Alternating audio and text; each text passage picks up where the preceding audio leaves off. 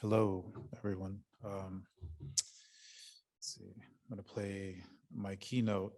And pretty much the way this I want to kind of paint a picture with context. And I've been in Los Angeles all my life. I grew up there, I went to school there. So, a lot of what you'll see is kind of informed by Los Angeles. And I started doing like art and drawing ever since I could remember. When I was a teenager, I picked up graffiti. I started painting with spray paint before I've even tried to touch a brush or you know paint on canvas. So that was kind of socialized in the 90s. It was my brother is like 2 years older. Him and the community around me and neighborhood kids were all doing graffiti. So it was through that kind of informed my art making because now that I look at it, picking up spray paint, stuff that you bought at the hardware store to manipulate a painting on a wall, that's really like new materials. So investigating that in my work was kind of like it was interesting for me to try to figure a vocabulary out using the landscape and the people in it to express and also like being trained at art school that like had a European easel painting kind of sensibility and scope.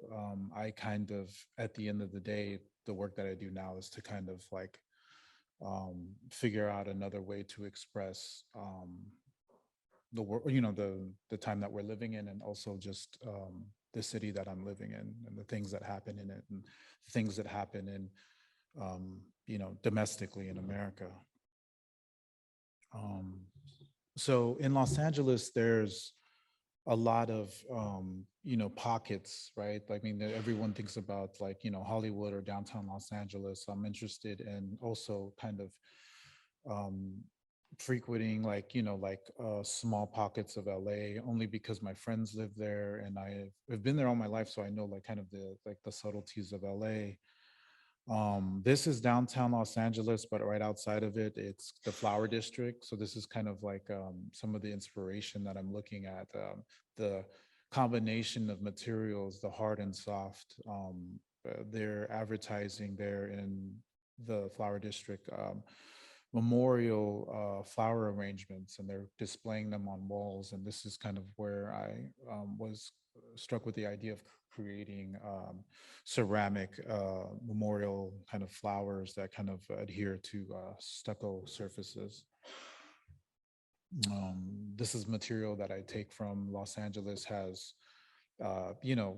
there's so many different colors and shades and vocabulary images and the you know small businesses painting out graffiti and almost relics and places that were kind of once there with representing a church with tile, things like that. I look for opportunities to use material by just paying attention to the landscape.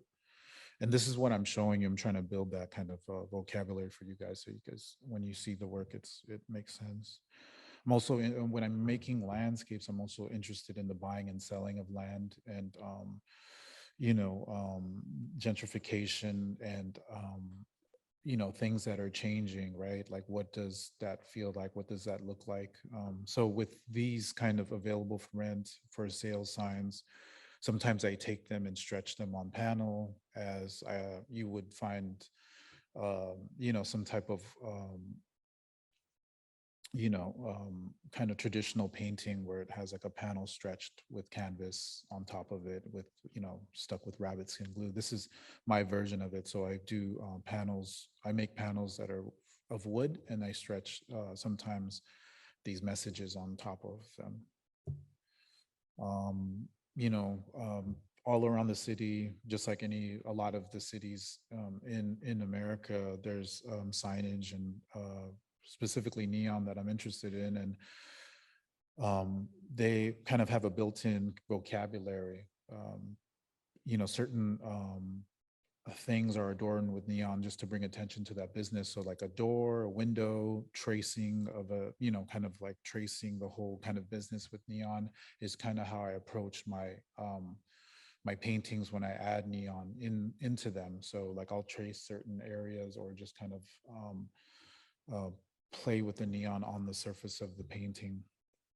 um, Iconography like the Thai food, Salvadorian food, things like that. The neon that's kind of direct with just the messaging, and then like a palm tree. I'm interested in the vocabulary that's already established, and using a palm tree to create a landscape, and then also add to it. This is East Los Angeles, just kind of like you know the the language of the land. Storefront, just store owners creating their businesses and painting them, and um, you know adorning them with like certain kind of colors and designs. More of the hard and soft stucco with flower banner tarps.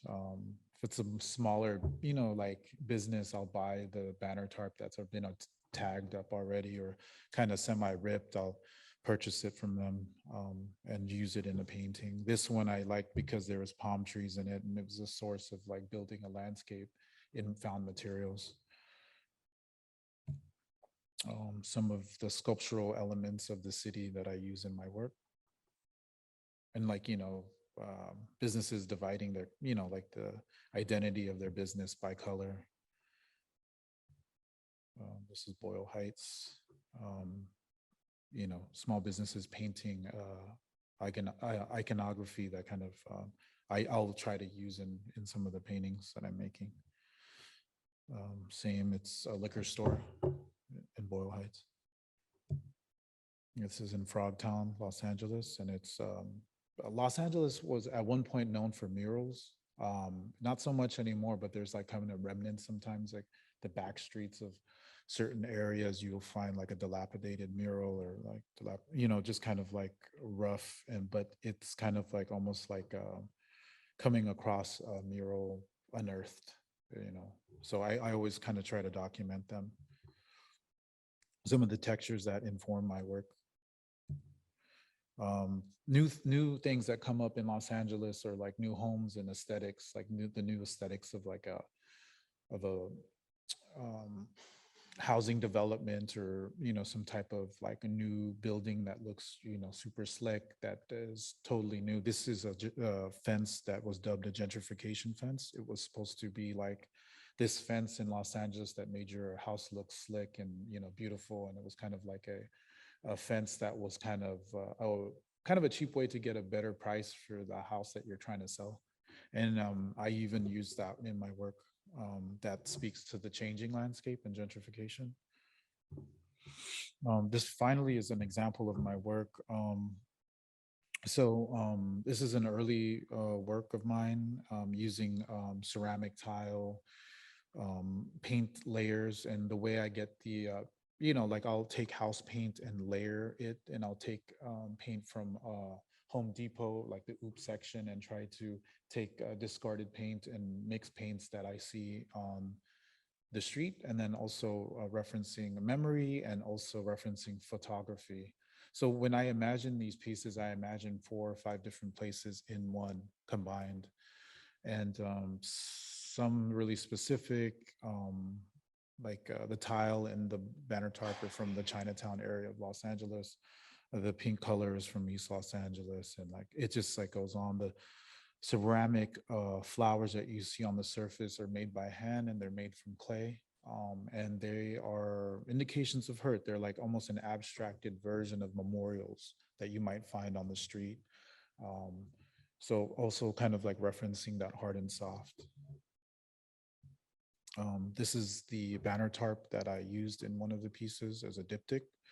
And I painted Bougainvillea on the top, and kind of stretched the banner tarp on the left and right, and exposed some of it. I had a little like cut in it, so I exposed more of it to reveal a neon um, flower, and more ceramic roses. This is a landscape of like it's Lincoln Heights to Venice, banner tarps from Lincoln Heights auto body. Um, when I'm referencing the palm trees, if you remember the Thai restaurant kind of palm trees, that's kind of what I'm looking for. Or, Corona like neon that's like, um, found in bars and things like that. Repurposing things that are already established, that vocabulary, using that to build another form, another version of a landscape. This is an example of how kind of layer the piece and then eat away at it. I'll use pressure washers to like, eat away at like some of the paint. And I use the sun to kind of like sun dry, like sun kiss it, and then like eat away at it with pressure washers. And then at the exact time a lot of work happens there, I'm doing tags and having my brother tag on it and then having friends tag and then painting things out, but being conscious of what I'm doing on the surface and also directing my brother, because he does, he's like, if it was him he would just tag the whole. So I'm like, no, you have to kind of like right around here and then I'll you know figure it out after that. So it's this process really goes fast. I'm only outside for like 40 minutes, and it just kind of happens, and I end up with what I end up. Sometimes I do bring things back and like um work on them, and that's what the result is. This is a bigger piece. This is in the LACMA collection. This is, I think, 8 feet by 16 feet. So the banner tarps, taken from the city and repurposed for composition, color, all of it. I'm just using it to compose something interesting. And it also informs the painting that, an Aztec figure on the corner there. It's another example of me painting. Um, I think about it as a subtract, like I'm subtracting and adding also, because with the paint that I'm using is acrylic, so I like it because I can layer. Plus, it dries fast, so I need that kind of like instant kind of thing. But in that, you use water to reduce, and I look at this as a form of reduction, reducing the paint. As a close up of the aftermath example of how they're presented. Another piece with security bars. If you remember the photo of the security bars, I look at it as sculpture. Same with the neon. I'm adding LEDs, neon, things like that. Archival photos from my family. This one moves. So these are things you can find in Los Angeles. Kind of trying to make the references from the Mayan figures are from Central Mexican murals that were been unearthed. So I'm kind of like transporting them to Los Angeles and kind of painting these brown figures on the sides of what I imagine as like restaurants or markets or liquor stores, muralists painting them many years ago and then just kind of like unearthing them.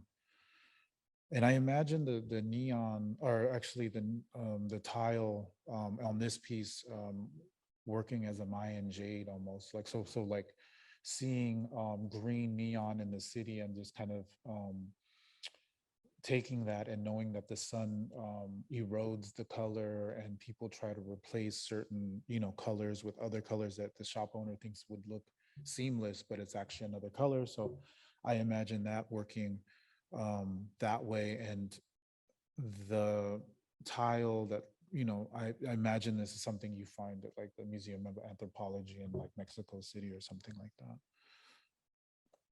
It's another example of the banner tarp on top of canvas. So I paint fully, like the underpainting is like fully done, and then I'm painting layers on top of it, pretty much destroying it, but then bringing elements of it back.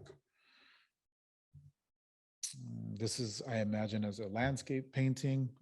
This is was done in 2020, and as you know, in Los Angeles, just like other cities in America, there was, I'm interested in the landscape and the changing landscape, and the materials that I'm able to use. Compressed wood started popping up on storefronts, so I started using it in some of the pieces that I was making.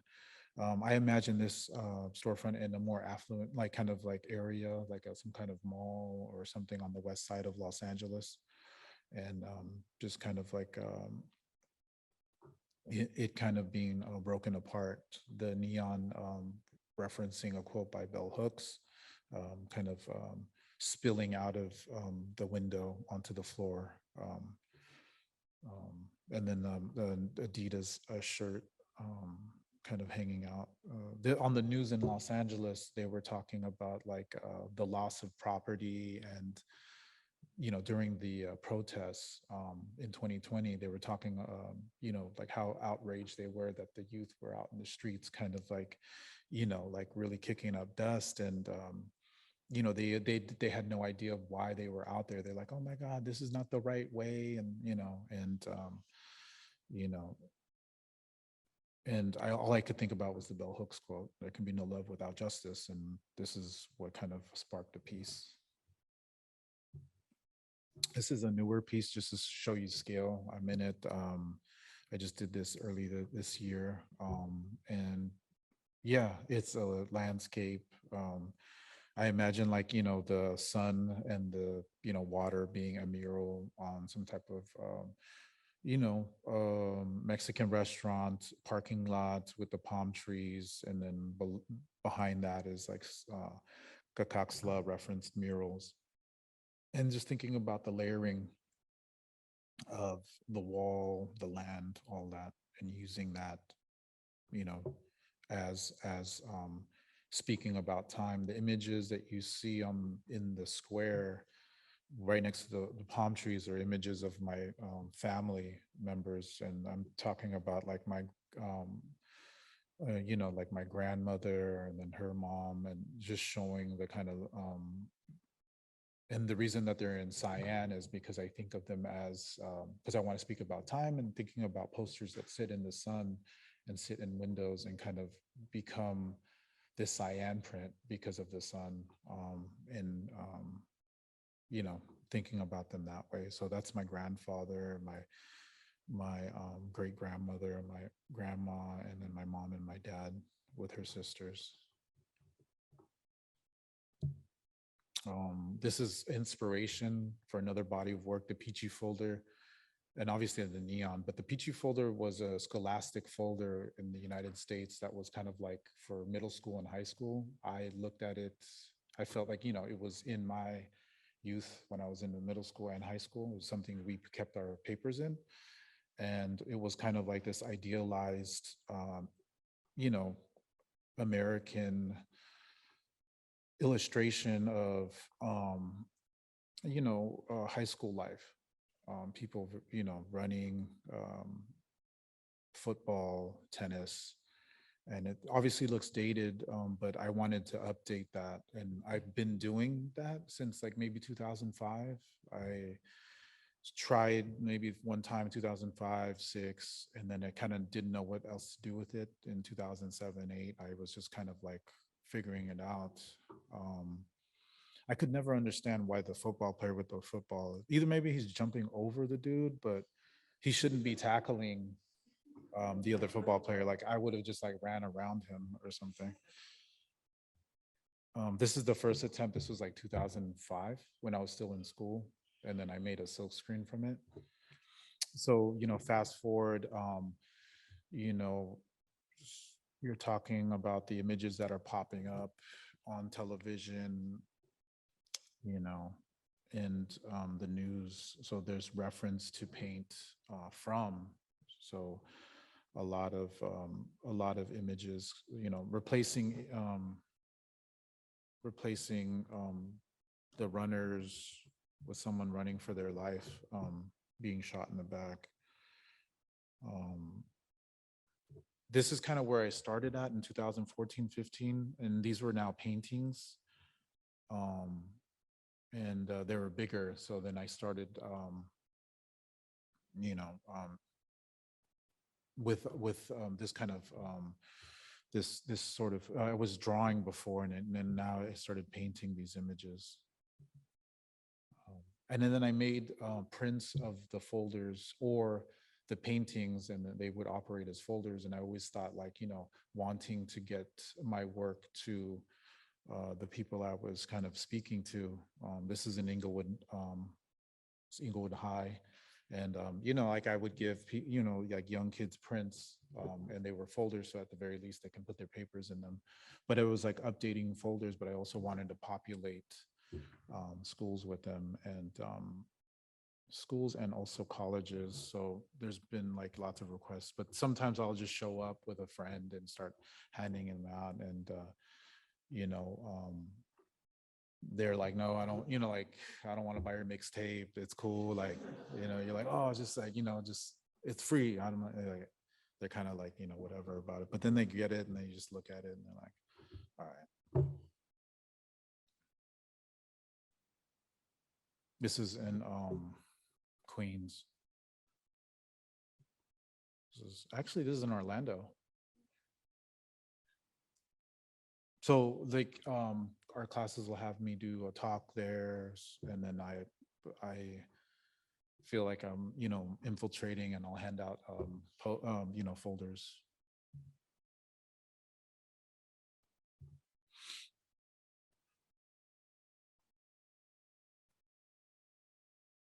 There's Laquan McDonald and all these, like it's weird because I was drawing this kind of generic version of what I was kind of seeing when in the early 2000s and the 90s, and the things that were happening to my brother, and me being harassed by police officers in our city, and them trying to plant guns on my brother after pulling him over. And these things were talked about, right? Like my brother would tell me about this stuff, but he didn't have any type of images, or you know what I mean, like he didn't have a phone and with a camera on it. He couldn't, like, it was just always talked about. Friends would tell me all this stuff. So we knew it was coming.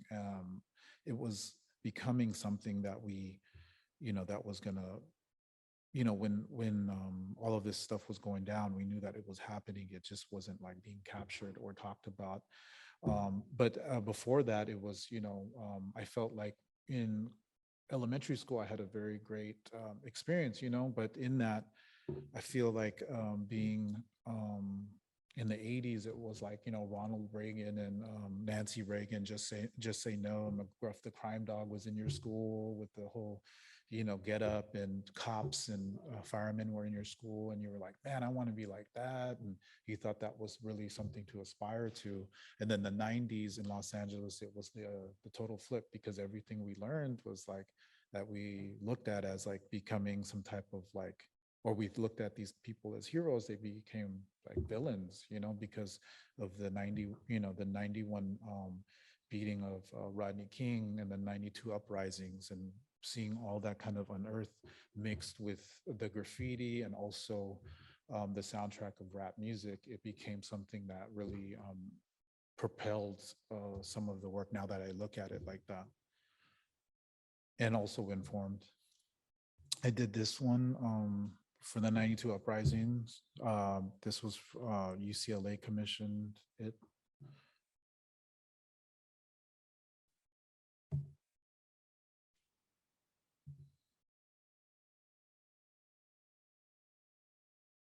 This piece is now in view at the Smithsonian um, Museum of African American culture.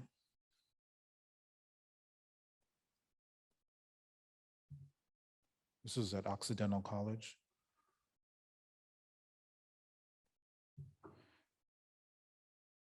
Paul O'Neill. That was shooting was in Chicago.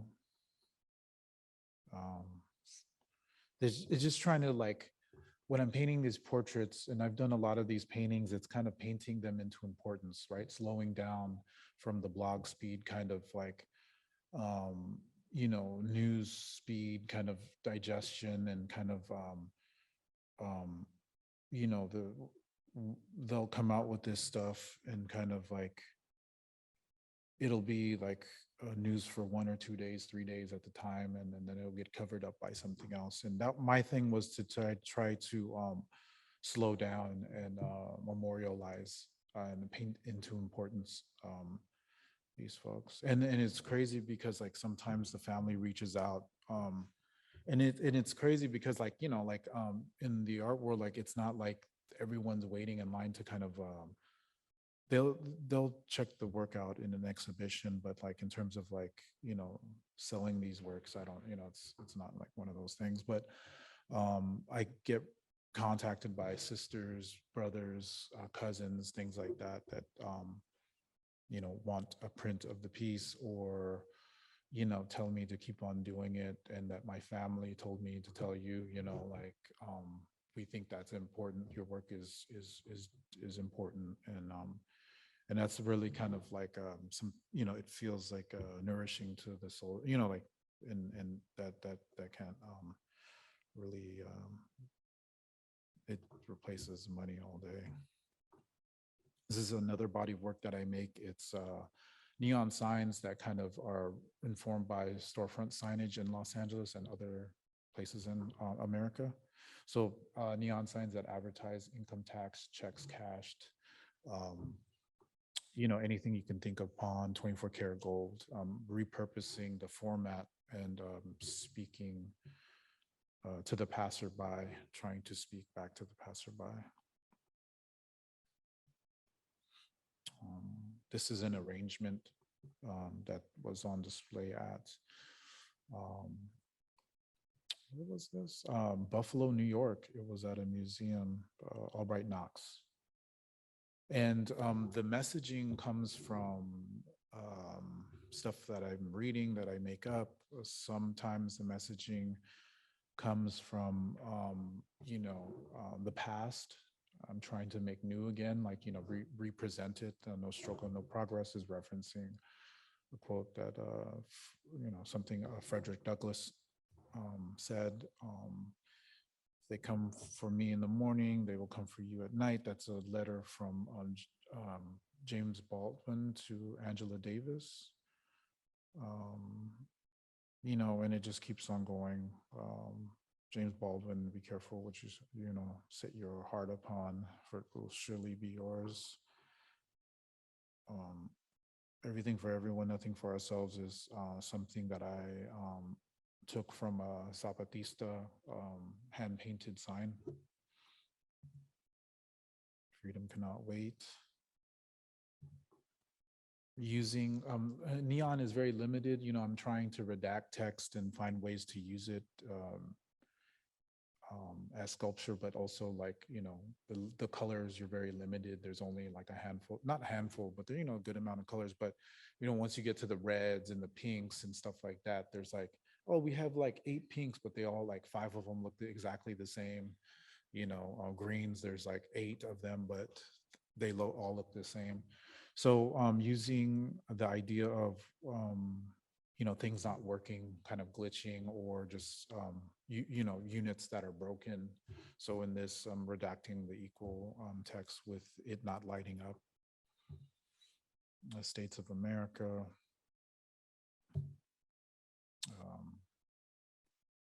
Yeah, kind of a triptych.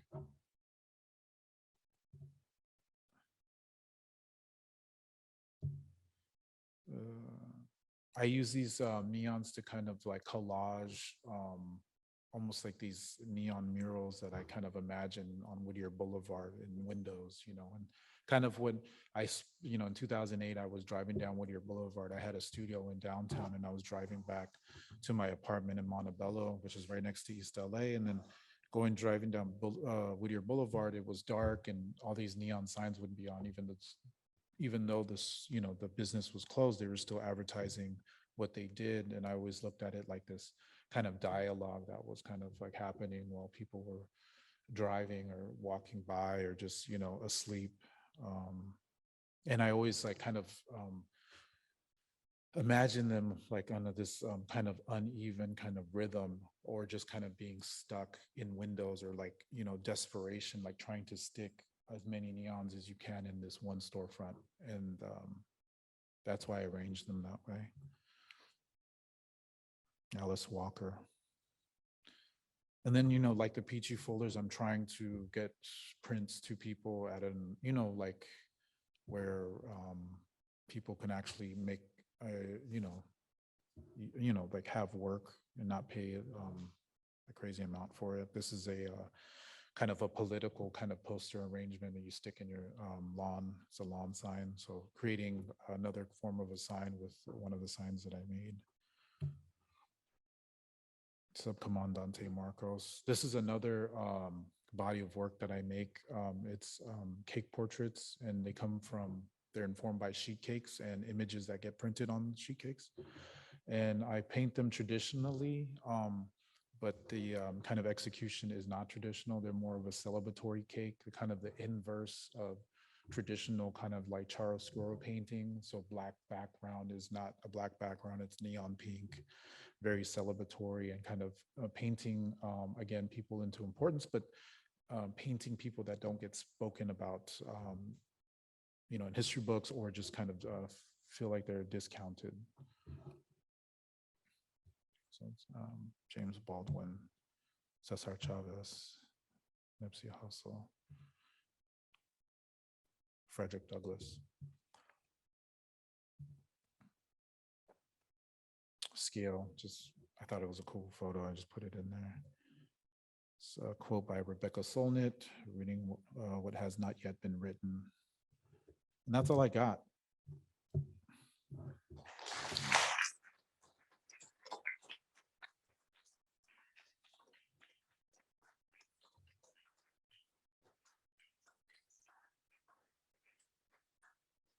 Thank you, Patrick. We could open it now to anybody who has questions, both on Zoom and here in the audience.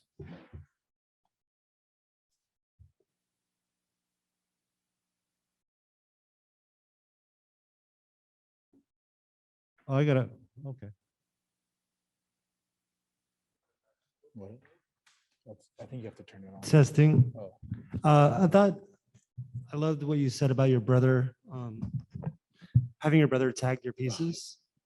And I feel like a lot of your work embodies removing your hand from the idea of having a sense of style or Yeah. a painterly approach. Yeah. Obviously, a pressure cleaner is one way to deteriorate negativity, not negativity, subtraction to the Yeah, piece. I was wondering what's more of your thought process, but also other mechanisms you use in your work to kind of have that conversation as To hide the removing. hand. Yeah. I think collaborating with the community comes up a lot, and it happens in very minor ways, meaning that I use a neon fabricator that lives or operates in the next, like down the street, and that's a collaboration, and he's doing all the neon for, Whittier Boulevard or surrounding areas, that, he's making that 24 karat gold neon sign. He's doing all the shops, pretty much, and coming together with him, and him not, really being in the world of like making works of art, or, I'm actually collaborating with him a lot, being at his studio, him being at my studio, really working with him and trying to figure out what, how the piece is going to work. And hey, I need this, and do you imagine, can we install it this way? Can you help me install this the way I need it? And trying different things. So in that sense, I think it's a collaborative effort. And then also just friends that come by, and I collect tags based on their location and where they live or where they grew up. So if I'm speaking about a certain place, I'll let that person kind of write. And sometimes it's serendipitous. They'll just drop by, and I'm like, actually, I'm working on a piece. Can you write on it? And I kind of curate it though, but I let their hand kind of take over after that.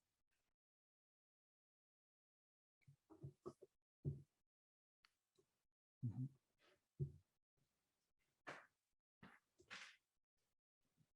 Thank you for showing your work. And when you started talking about muralism, since I am from Mexico, so I also have like this references of muralism, but I would say that for me in Mexico, it feels a little bit more like history. Like when I see a mural, it's almost like looking at a past that I was never able to be part of. And when I look at your murals and the ones that serve as inspiration for what you do, it feels very grounded in the present. Yeah. And I wanted to ask you, what do you find in the medium of muralism that, yeah, inspires your work? Do you find that in that format you can express some things that you cannot on others? Well, I think that's a great question. I think in mural making is like when I was still in school, I was working with muralists, and they're pretty popular in Los Angeles, like East Los streetscapers. And I was working at their studio making murals that they installed.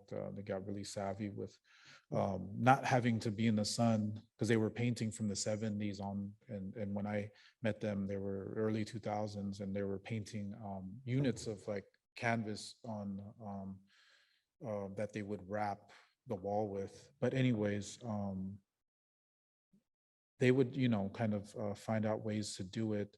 But in that, like, they would adorn like kind of like all of Los Angeles. And I always thought it was part of the landscape. So I wanted to put that into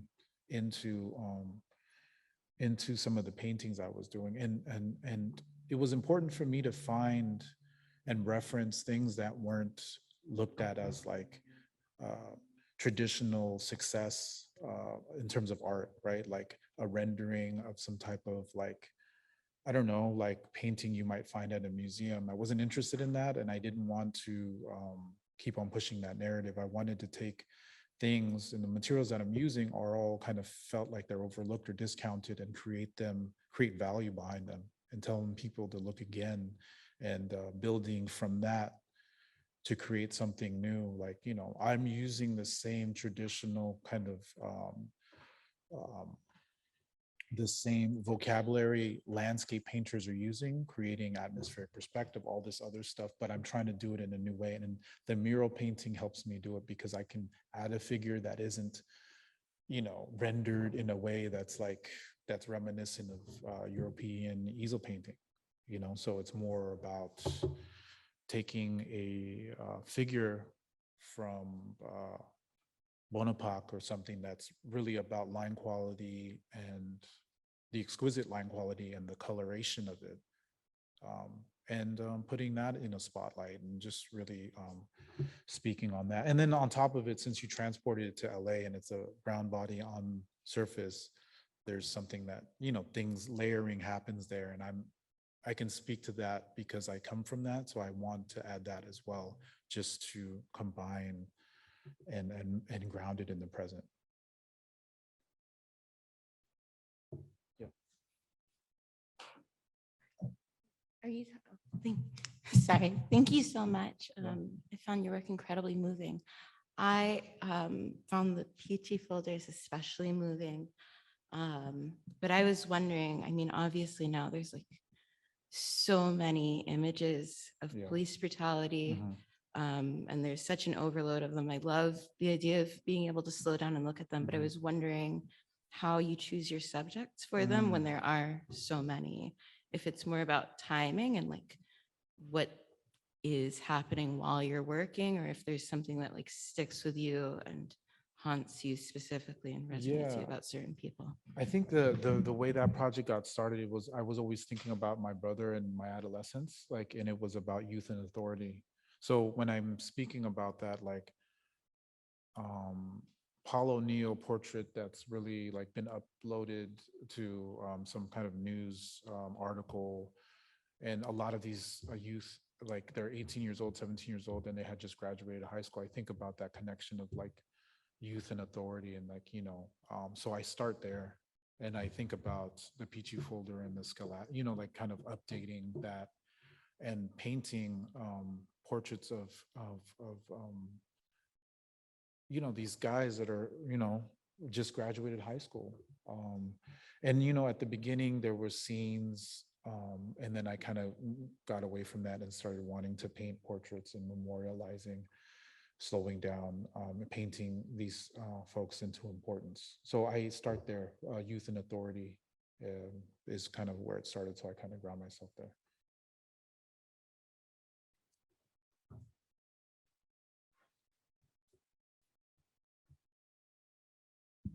Okay. Just to piggyback of her question, you mentioned that you get commissions by colleges or school to do murals of police brutality. So how do you go about selecting like pieces that you want to muralize, while also respecting the family members who Yeah. kind of, I don't know, like making money and then using, yeah, I don't know how to say that question, but hopefully you understand. Yeah. There were editions that kind of used as printed images, like folders. There was no money involved. There was just kind of like the money that needed to, needed to get to print them. And there was no money involved there. But the information on the inside is on the inside of these folders. I'm printing 10 steps on how to de-escalate a police encounter. For specifically UCLA, we're talking about the history of the uprising and why it happened, right? So there's opportunities to try to bring light to, because everyone will call them riots, and it depends on how this stuff gets remembered in history. So it's kind of a way to inject information into people's, and a lot of people at UCLA didn't even have a clue about, obviously they're younger, right? Because and they didn't understand, the riots, and they just think of this like as some type of old, like this thing in the past that happened and people were angry or whatever. So there was an opportunity there, and they felt that it was very important. And in that instance, I had already painted the painting. There was no, like, they commissioned me not to paint it. They only wanted to use the image. And I don't do commissions. Yeah.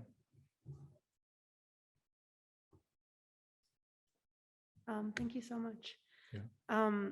The other day, in our writing session, we were talking about citation, and it kind of came up for me again with your work, and I was curious if you could just talk about it, if you feel like you want to, how you're using citation both in citing the materials and also the imagery that you pull, and also kind of not using citation with the text pieces and creating this kind of what I see as almost like a new text from these de-authored kind of quotes that maybe someone would know what they are and maybe they wouldn't know the Yeah. source. So I'm just curious to hear your thoughts. I don't know, like, so like the author's name is always in the title of the piece. And I feel like it's painting a portrait, like taking something like an old portrait of Frederick Douglass, but it's in text, and representing it and bringing it to light, but also just like so that he becomes kind of like still remembered, but also like updating and just refreshing. So in some instances, I feel like it's like that. And with the Frederick Douglass portrait too, like there's images of him. He's one of the most photographed Black men during that time, but there was no color photos of him, right? So I had to, with that portrait, I'm inventing color and trying to make it new so that, with all of this stuff, I'm trying to be useful in not a photojournalistic type of way, but more just like updating and representing in a new contemporary art kind of sensibility, grounding it in today. So I think about it like that, when also with the text, it's like things that needed to be said during a certain time, and really kind of unearthing those quotes and kind of like representing them again, and being useful in that way.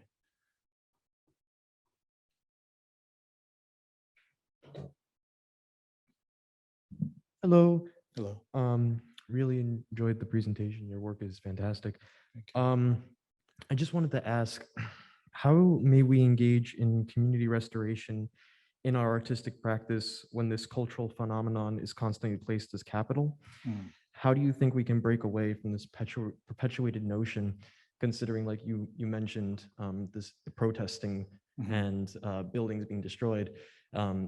Buildings are capital, they're not people, and yet that was horrifically criticized. How do we separate that? Yeah, I don't know. I mean, it's a it's a hard thing. It's like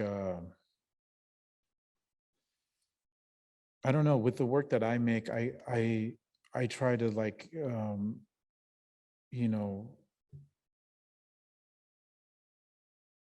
it's a man, it's a tough one because with the work that I try to make, I when I make it, I feel like it goes through certain people want it for certain things and saying passing on certain opportunities is a form of kind of pushing back. And that's kind of like, uh, a form of resistance. But then, like, I don't know, like to be productive, like, I don't know if it's, yeah.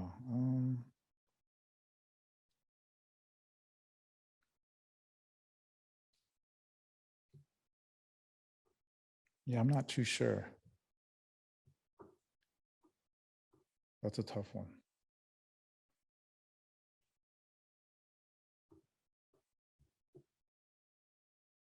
Uh, okay, Emilio? Thanks, Patrick, for the presentation. Just a simple question. I was wondering if you could just talk about the influence that hip hop has had on your work.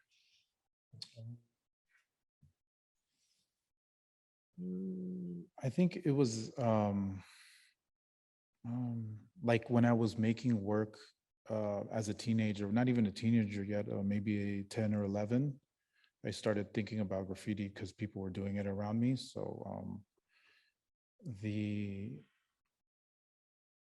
the stuff that I mean, I was kind of like drawing cartoons and things like that, referencing um, things that I saw like on in comic books and like things that I would kind of think, like, oh, that's kind of cool. I want to draw that. So out of that observation, I kind of picked up in my middle school years when I was 11, Spray Can Art, which was a graffiti book that's kind of focused on New York graffiti in the subway, but also Paris and some parts of Europe. And I guess it was that, and I understood it through there that there was a culture, and I think about that more often now, like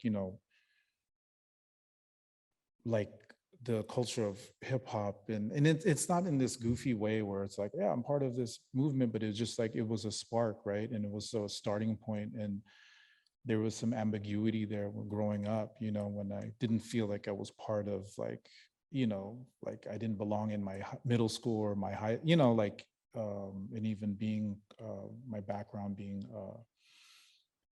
my father being, indigenous, Native American Mexican, my mother being from the Philippines, there was definitely an ambiguity there. So like not seeing yourself on television, not seeing yourself like represented in school, like I yearned for something to kind of attach myself to. And I guess that was it. And I understood it as a culture, and it was like a culture that I would like to like participate in. So I downloaded graffiti and kind of like went hard on in that form, that art form. And a lot of it was socialized in the surroundings, like either in my neighborhood there was either like, I mean, you would do graffiti or you were like in a gang. So I was never interested in that, and it was like I was always interested in doing mark making and making art. So I was trying to manipulate that medium early on, and I downloaded, like I said, graffiti, but then also the music that came along during the time was like the rap music, and then yeah, I just understood that as a culture and wanted to participate in it, but also seeing Style Wars and like movies like Beat Street and stuff. You get the New York sensibility or the kind of like the way they were doing it, and trying to figure out a way to do it in Los Angeles in our own way. So I think it was like kind of an initial kind of push to make things and not ask permission to. And later on, it became about something else. Graffiti was, to me, later on, was the anti-billboard. It was something that you did because you didn't want to ask permission, but it was also like anti-advertising. Hey, Patrick, you mentioned something in your presentation. You said that there was a downward trend of murals in LA. Do you know why that's happening or what's causing that? I'm not too sure. I mean, like, one would say that, people that own the um, this, the property, they can give you like permission to make murals. I think the city, there was an ordinance and it became like this weird thing because the older murals are still kind of preserved. Like if you go to Strata Projects in Boyle Heights, they'll still take care of the murals, even though they're painted, and there's tagged on and. But I think specifically during like the early 2000s and in 2010, 11, 12, the street art kind of like started taking over, and advertising became part of that, uh, because it was so like kind of like a buzzword used in like advertising agencies and things like that. I think that they contaminated that, and they started getting the artists to paint, like, oh, why don't, if you paint like this piece, can you add like a Chuck Taylor in there or something? And then, these guys were making money off of that, but the city didn't like that, I think. So it became like a downward trend, and that affected everything. It didn't really matter if you weren't doing that, it was like affected. And a lot of murals became part of the language of a mural became, in Los Angeles, it became part of a development. A lot of the development, people coming up with these giant kind of new kind of spaces to live. They would have murals painted on top, like on the side of them, just to try to get people's eyes on them and become some type of like hot space. Like if you get like some hot artist to paint it, it becomes like a space where it's sought after. And communities around Los Angeles didn't like that, because then they started turning on the artists. The communities, especially like in Boyle Heights, they're not going for that. They don't want, then it becomes one of those things where they're telling artists they can't have their studio near, in that city, because then you're going to bring a coffee shop and then it'll just be like gentrified. So there's a battle, and art is involved. In Los Yeah, Angeles. you bring up a good point. I've noticed, like, especially in the Florida area, the cities have been creating committees where they accept or decline murals even before they are Yeah, in sketch painted. format or whatever. I don't know too much about them, but um, that's, I don't know, like what happens, how you get a mural approved. Actually, I did a mural that is for the city, but it was for the community of Boyle Heights, and they asked me to do it, so I said yes, and it's already up, and they're gonna present it soon. But that was the community kind of honing in and telling me, cool. But that was my first mural, really. I don't really get involved with anything that would be on a wall that could promote whatever, like some other person's, agenda.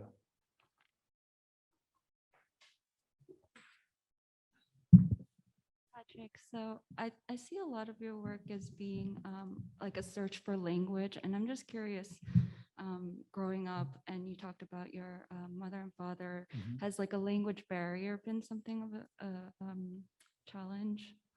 Um, I don't know. It was weird because my father has been here a long time in the United States, and he speaks perfect English. If anything, he was kind of at a very young age. He's 80 years old this year. He was older when he had us, but he was trying to assimilate, and they made him. He would tell me stories of them kind of like breaking up his cousin and him. Um, the darker kids in this classroom, the lighter kids in that one. So he was really like forced. And my other older uncles are like, some of them speak Spanish and some of them are more kind of like fluent, but specifically in his situation, my mother came straight from the Philippines and she had an accent. She spoke a specific dialect of her village, and she never taught me. So she would always curse at me like in that dialect, or just kind of speak to her sisters in that, and that was it. So all I knew was like kind of English, and I didn't pick up anything else. But I don't know, it was like both two things, right? Like having my dad speak English, perfect English, and then like my mom not being able to express herself in English the way she wanted to. So there was a language barrier there. And I don't know, like as a kid, I was very shy and very like reserved. And like in elementary school, I remember like clearly that they thought I didn't speak English, and they put me in ESL class. And it was always, and then, during that time I was still drawing, but I think it was the language I wanted to hone. Like that was my language. It was the visual, and that was something that I was trying to develop even early on. I didn't want to talk about, I didn't want to talk to anyone. I just was like, yeah. Well, Quick question. Do you feel like you found your scale? Do you think you're working at the right size?